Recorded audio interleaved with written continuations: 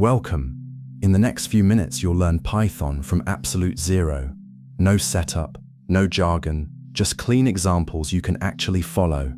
By the end, you'll be able to read and write real Python. Let's dive in. So, what is Python?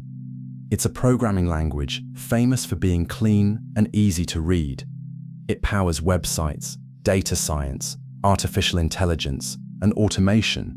And it reads almost like plain English, which makes it perfect for beginners. Every journey starts with one line. In Python, we show text using the print function. You type print, then inside parentheses, your text wrapped in quotes. Run it, and Python prints your message to the screen. That's your first program. Anything after a hash symbol is a comment. Python ignores it completely. Comments are notes for humans, so future you remembers what the code does.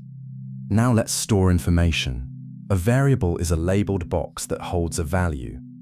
We write a name, an equal sign, then the value we want to keep. Later we just use the name, and Python remembers what's inside. Every value has a type. Whole numbers are integers, decimals are floats, text is a string, and true or false values are booleans. Knowing the type tells you what you're allowed to do with a value. Strings are just text, written inside single or double quotes. You can glue strings together with a plus sign, or better, use an F string.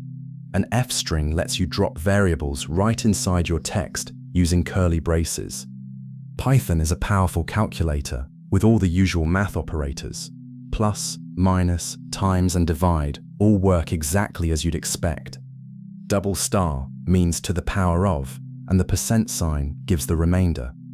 To make programs interactive, we ask the user for input.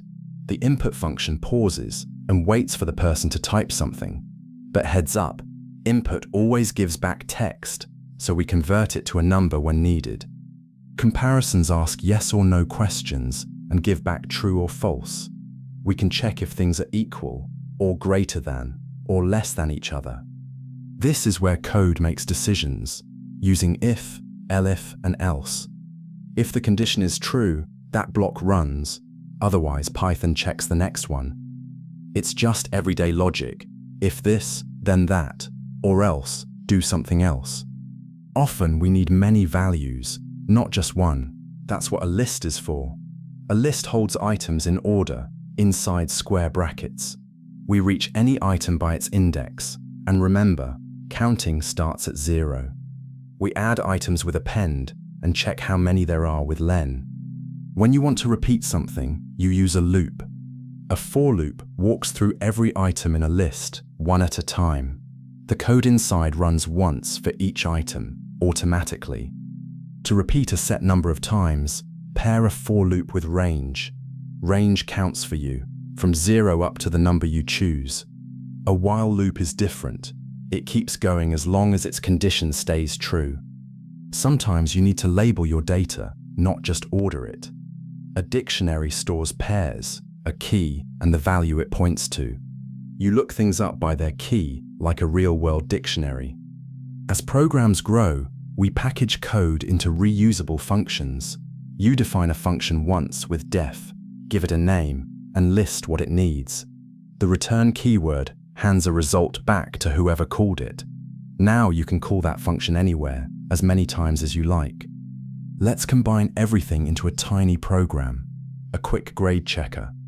We store scores in a list, then loop through each one. For every score, an if statement decides pass or fail.